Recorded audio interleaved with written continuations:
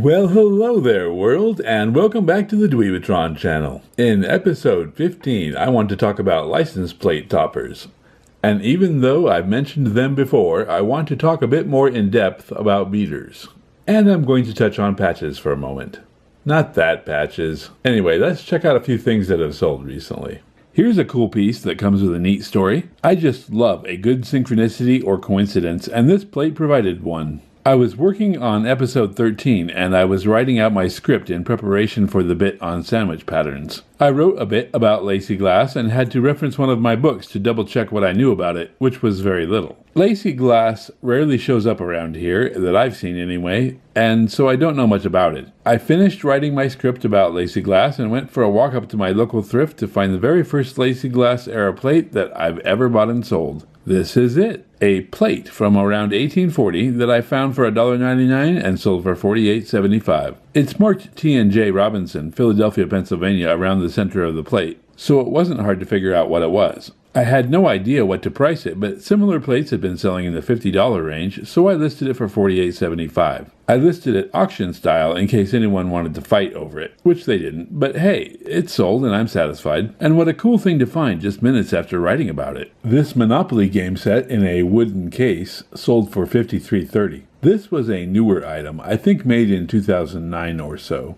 I don't usually buy and sell newer items, but this one was brand new, never played with, for a good price. And it is from the Parker Brothers Vintage Games collection, so that kind of counts for me categorically, right? My in-store research showed me that this set was selling through super well. There were more of these that had sold than there were ones for sale. And whenever I find items with that ratio, I usually pick them up because it is like finding free money. Those items will sell through very, very quickly. And this set was no exception. I sold it in about 2 days after I listed it. Here is another example of exactly what I was just talking about with the Monopoly set. This is also a newer item. I think they were both from about 2009 if I'm not mistaken. And it was also in like new condition for a really good price. When I looked it up before buying, I found there were far more sold than there were for sale, just like the Monopoly set. And it sold even faster than the Monopoly set. I sold this $2 calculator for $45 about 3 hours after I listed it. Here is the item that got me wanting to talk about license plate toppers. I found this little piece of metal with the number 57 on it just this past month when I was out metal detecting looking for a lost ring as a favor for someone. I've dug these many times before, so I knew what it was. This was the little piece of metal that you would screw onto your license plate to show that you had paid your registration fees for 1957. And that is pretty much the definition of a license plate topper, a little piece of metal that you would screw onto your license plate. They used good paint in 1957. I've dug these for many different years, and the 1957 ones always seem to still look good.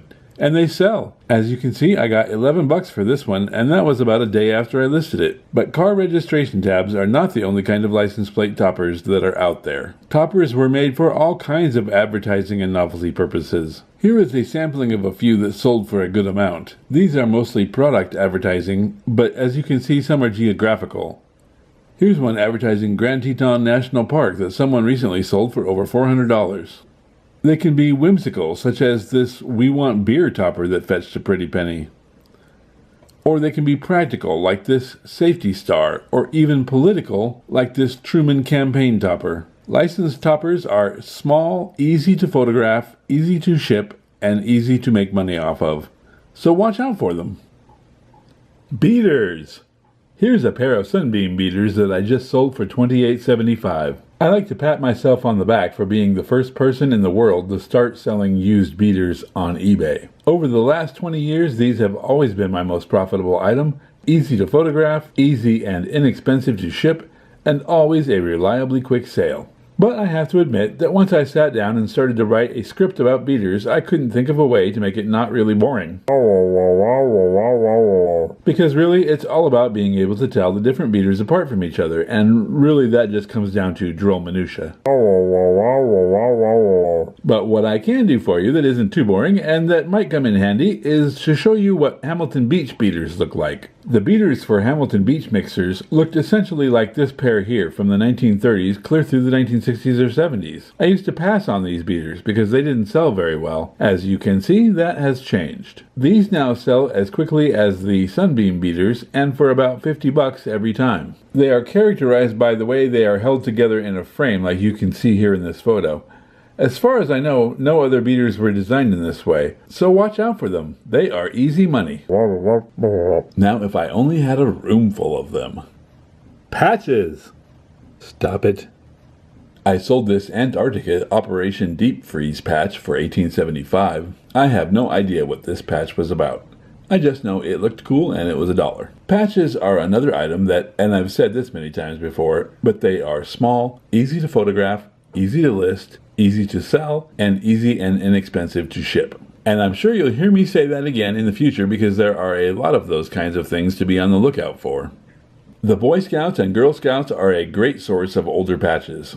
I remember earning merit badges when I was a kid, like this aviation merit badge that someone recently sold for $30. You can see that it was cut from a sash like this one that someone sold for a chunk of change.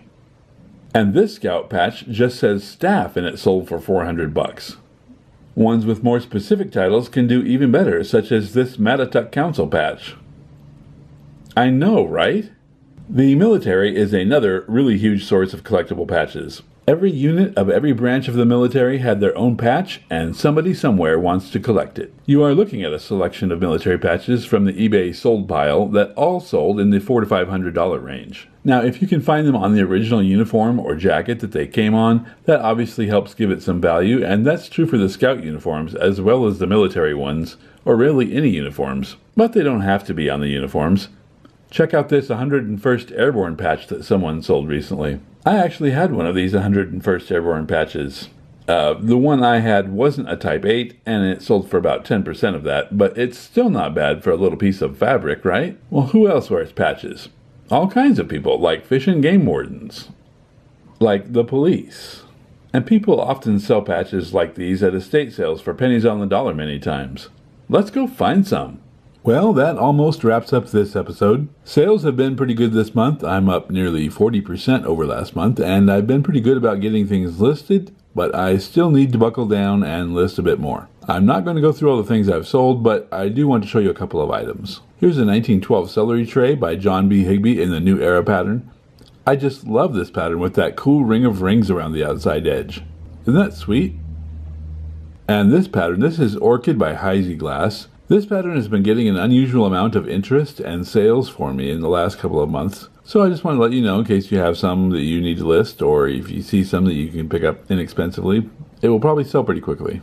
Alright, that is all I've got for you right now. I have a lot of fun making these videos and I hope you enjoy watching them. I wish it didn't take me so long to make each one, but if you click subscribe and also the little notification bell, then someone will come knocking on your door to let you know when I put up a new video. You can check out my store or my Facebook page for more stuff about old stuff.